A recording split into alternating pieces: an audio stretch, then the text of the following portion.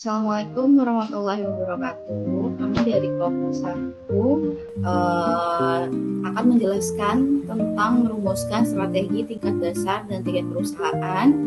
Ini materi pertemuan ke-7 dari mata kuliah manajemen strategis. Pertama-tama perkenalkan, nama saya Dinda Hairunisa.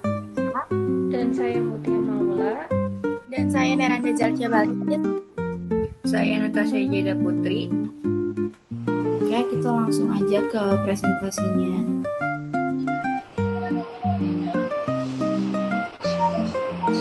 Pertama ada definisi. Jadi strategi merupakan rencana jangka panjang yang menentukan arah dan tujuan perusahaan. Proses formulasi strategi membantu perusahaan menghadapi tantangan bisnis, memanfaatkan peluang, dan mencapai keunggulan kompetitif.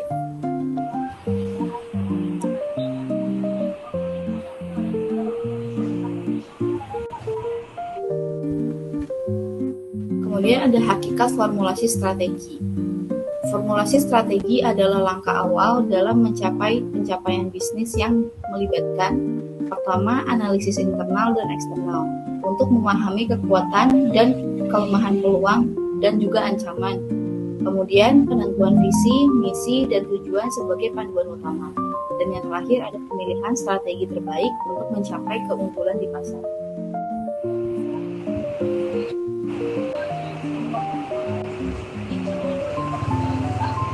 Kemudian untuk berhasil, formulasi strategi membutuhkan data atau informasi dari analisis lingkungan.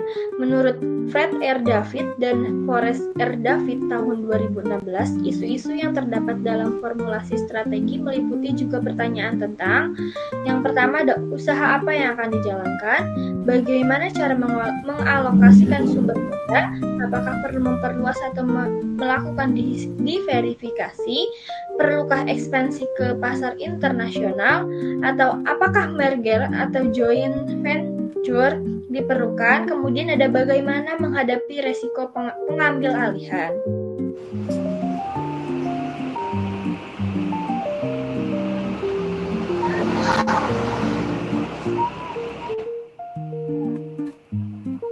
Kemudian ada tahapan menyusun strategi. Yang pertama ada tahap input, yaitu mengumpulkan informasi dari analisis internal dan eksternal menggunakan matriks seperti IFE, dan CPM. Kemudian ada teknik matching, yaitu menyusun alternatif strategi dengan metode SWOT, BCG, SPACE, dan Grand Strategy Matrix. Kemudian ada tahap pengambilan keputusan, memilih strategi terbaik dengan Quantitative Strategy Planning Matrix atau QSPM.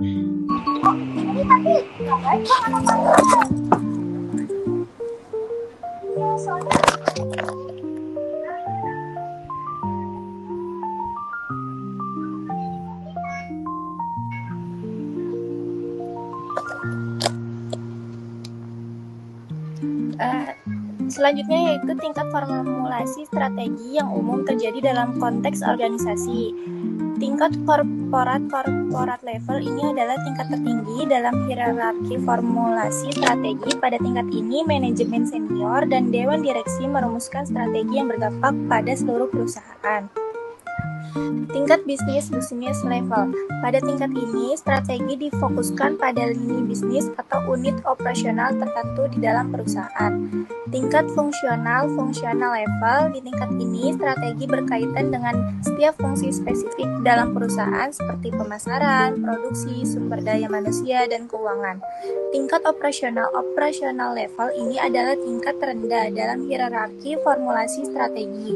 Pada tingkat ini, strategi berkaitan dengan taktik dan keputusan harian yang mendukung pelaksanaan strategi fungsional dan bisnis. Tingkat fokus level ini mungkin bukan tingkat formal dan hierarki, tetapi penting dalam konteks bisnis yang lebih kompleks.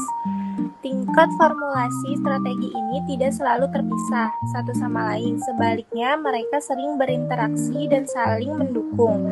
Strategi yang dirumuskan pada setiap tingkat harus selaras dengan tingkat di atasnya untuk memastikan konsistensi dan keselarasan dalam arah keseluruhan perusahaan. Selanjutnya yaitu strategi safari. Di Di sini ada pertama The Design School, yaitu strategi dirancang secara formal dan sistematis. Yang kedua yaitu The Planning School, fokus pada alokasi sumber daya dan analisis terinci. Yang ketiga yaitu The Positioning School, mencapai posisi unik di pasar. Yang keempat yaitu The Entrepreneurial School, yaitu keputusan berani dan berorientasi peluang. Yang kelima yaitu The Cognitive School, yaitu strategi dipengaruhi oleh persepsi pemimpin. Yang keenam yaitu The Learning School, belajar dari pengalaman dan adaptasi strategi. Yang ketujuh yaitu The Power School, peran kekuatan dan politik dalam organisasi. Yang kedelapan yaitu The Cultural School, dipengaruhi oleh budaya organisasi. Yang kesembilan yaitu The Environmental School, yaitu respon terhadap tekanan eksternal. Yang ke-10 yaitu The Configuration School, yaitu berbasis pola dan organisasi. Selanjutnya yaitu ada strategi biaya rendah, meminimalkan biaya produksi dan operasional, menawarkan harga kompetitif untuk konsumen. Contohnya yaitu maskapai, budget airliners, strategi diferensi, menciptakan produk jasa yang unik dari pesaing, fokus pada kualitas, inovasi, dan layanan premium. Contohnya yaitu Apple dengan desain inovatif. Strategi fokus, melayani segmen pasar tertentu dengan kebutuhan khusus, penyesuaian produk untuk ceruk pasar spesifik. Contohnya yaitu produsen alat musik profesional. Berikut itu analisis pemilihan strategi. Yang pertama yaitu analisis internal, yang terdiri dari evaluasi SDM, produk, keuangan perusahaan. Yang kedua yaitu identifikasi kekuatan dan kelemahan organisasi. Berikutnya ada analisis eksternal, yang terdiri dari analisis pestel, politik, ekonomi, sosial, dan lain-lain. Quarters 5 forces untuk memahami industri, identifikasi peluang dan ancaman pasar.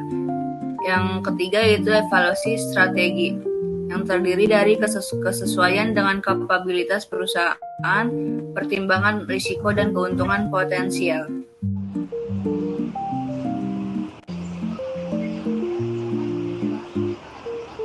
Selanjutnya yaitu implementasi strategi bisnis. Yang pertama, penetapan sasaran yang jelas dan terukur. Yang kedua, alokasi sumber daya yang efektif dan efisien. Yang ketiga, pelaksanaan dan monitoring secara konsisten.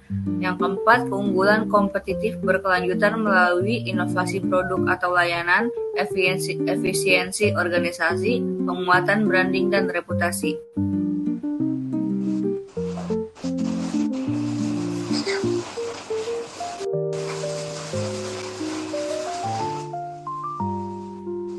Presentasi dari materi pertemuan 7.